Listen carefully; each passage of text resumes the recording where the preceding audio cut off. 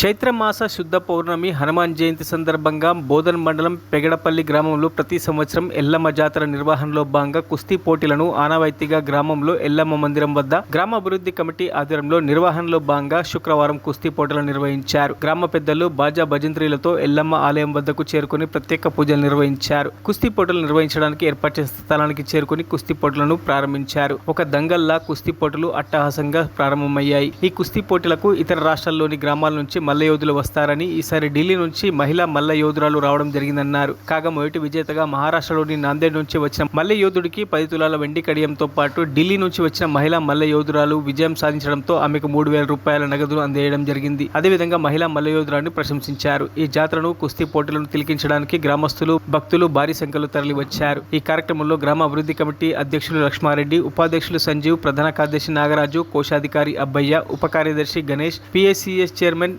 రాజారెడ్డి, మాజీ సర్పంచ్ శంకర్, పోతిరెడ్డి, సుదర్శన్, రవి, హైమద్, సాయిలు, రామయ్య, సాయిలు, నారాయణ రెడ్డి, కృష్ణారెడ్డి, నాగభూషణం రెడ్డి, సతీష్ గౌడ్ తదితర గ్రామ ప్రముఖులు, యువత, గ్రామ ప్రజలు, మల్లయోధులు తదితరులు పాల్గొన్నారు.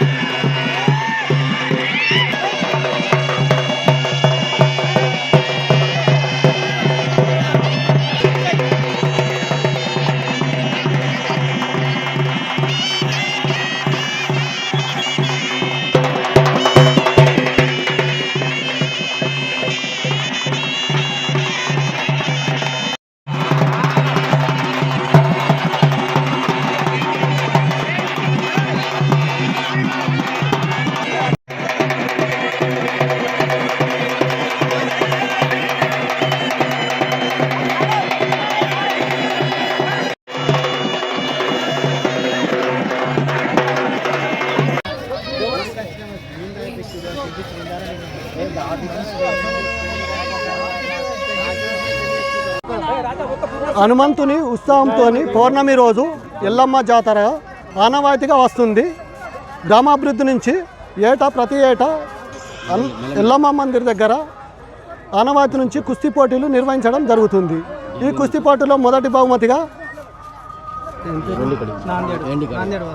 ఢిల్లీ నాందేడ్ వాసులు మొదటి కుస్తీలో గెలవడం జరిగింది. వాళ్లకు 10 తులాల వెండి కడేము ఇవ్వడం జరిగింది. రెండో బహుమతి ఢిల్లీ నుంచి వచ్చారు లేడీసు, వాళ్లకు 3,000 బహుమతి ఇవ్వడం జరిగింది.